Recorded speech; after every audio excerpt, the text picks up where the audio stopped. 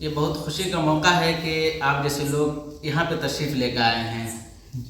मैं चिंतन शस्त्राणि नैनम दहति पावकः न चैनम क्लेद्यन्त्यापो न शोषयति मारुतः य एनम योत्ति हंसारम यश्चैनम मन्यते हतम उभवतो न विजानितो नायम हन्ति न हन्यते। इसी को हदीस कहती है वल्लदी नफ्सी बियदिही ला युमिनु अब्दुन हत्ता युहिब्ब li अखीही मा युहिब्ब li नफ्सी। किस्मत हूँ क्योंकि मेरे सीने में कुरान है, रहबर है कुरान सभी का, हर मोमिन की शान है। तो शहना जिनका नामे नामे प्यारा शीरी सा इरफान है, रहबर है कुरान सभी का, हर मोमिन की शान है। और आइए हम एक नई शुरुआत करते हैं प्यार और मोहब्बत की, ताकि दुनिया में अमन चमन बना रहे, खुशियाँ बनी रहे, क्योंकि ज़िंदगी ना मिलेगी दोबारा।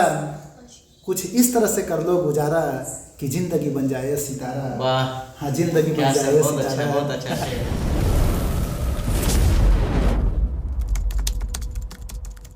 जय साथियों, मैं हूँ आपका दोस्त सुनील चौरसिया सावन और मैं केंद्रीय विद्यालय गांगरानी कुशीनगर उत्तर प्रदेश में पोस्ट ग्रेजुएट टीचर हिंदी पद पर अपनी सेवाएं प्रदान कर रहा हूँ। सौभाग्य से इस समय गांगरानी के पकड़ी खुर्द नामक ग्राम में हूँ और यहाँ की एक मस्जिद में मैं इस समय हूँ।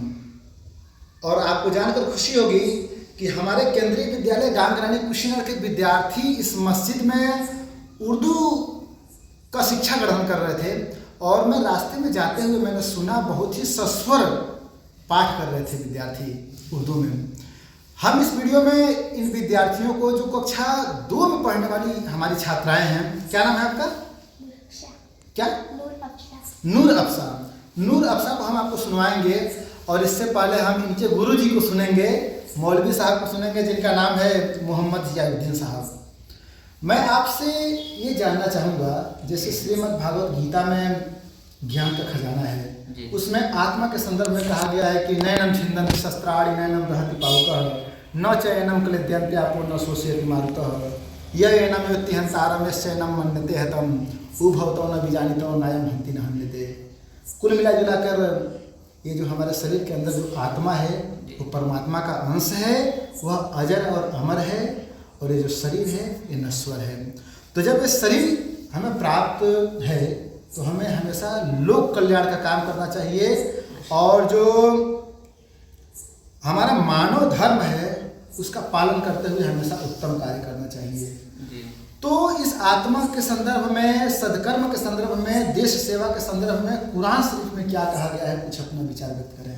जी, अस्सलाम वालेकुम व रहमतुल्लाहि व बरकातुहू। ये बहुत खुशी का मौका है कि आप जैसे लोग यहाँ पे तशरीफ़ लेकर आए हैं। मैं चंद बातें आपको इस इंसान के बारे में मैं बता दूं कि ये भगवान का, ये अल्लाह तबारक व तआला की तरफ से ये हमारे और आपकी जो जिस्म है ये बहुत बड़ी नेमत है, ये भगवान की तरफ से है। और आपको मालूम होना चाहिए कि जब कोई नेमत जब हमें मिल जाती है तो हमें उसका शुक्र अदा करना चाहिए। बिल्कुल। अभी सर बता रहे थे कि अगर भगवान और अल्लाह तबारक व तआला ने हमें इस दुनिया में बनाया है तो इस दुनिया में हमें क्या करना चाहिए, इसके मुतालिक आप किसी भी मज़हब से ताल्लुक़ रखते हो, हर मज़हब का जो तालीम होता है वो यही होता है कि अगर आपका कोई पड़ोसी है, अगर आपके रहने वाले कोई साथी है तो ज़रूरी ये होता है कि आप उनका खैर खाई करें।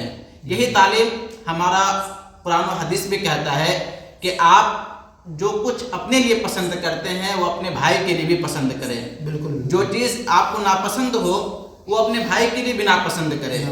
इसी को हदीस कहती है वल्लदी नफ्सी बियदिही ला युमिनु अब्दुन हत्ता युहिब्ब li अखीही मा युहिब्ब li नफ्सी।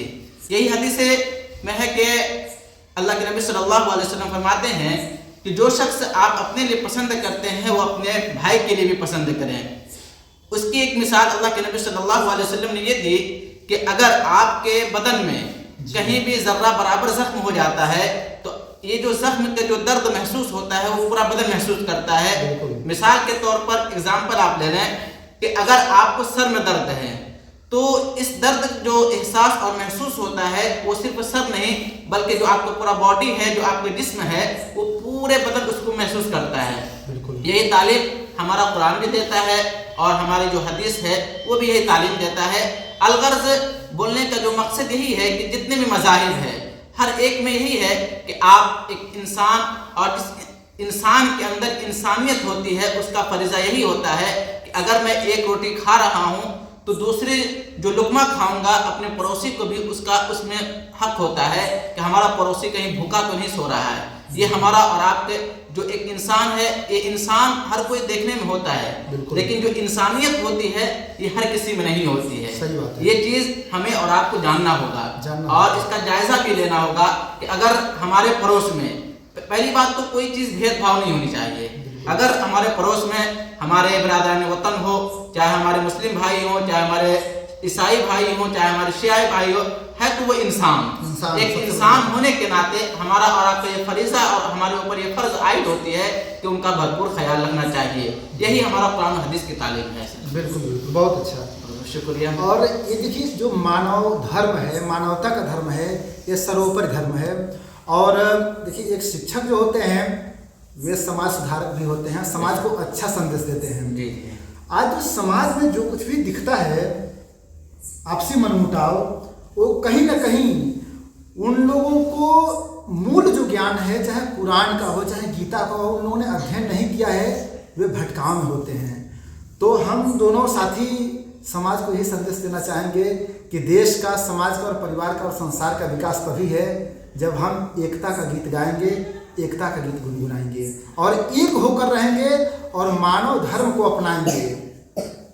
इसी में हमारा कल्याण है कि नहीं? बिल्कुल सही। कुरान भी यही ज्ञान देता है और गीता भी वही। अब आइए हम नन्हे मुन्ने बच्चों को सुनते हैं जो हमारे केंद्रीय विद्यालय गांगरानी के विद्यार्थी हैं और इस मस्जिद में पढ़ रहे हैं, तो यहाँ के भी विद्यार्थी हैं। तो आइए हम कक्षा दूसरी की छात्रा को सुनते हैं इनके श्रीमुख से। ये बच्चे भी आपको जो सुनाएंगे वो कुरान के मुतालिक ही एक नज़्म सुनाएंगे, जिसे हम अपनी हिंदी ज़बान में कह सकते हैं कविता। उस कविते को चंद लाएंगे बच्चे आप हज़ार को समाप्त करेंगे। जी सुनाइए। अस्सलामु अलैकुम व रहमतुल्लाहि व बरकातुहू। खुशकिस्मत हूँ क्योंकि मेरे सीने में कुरान है, रहबर है कुरान सभी का, हर मोमिन की शान है।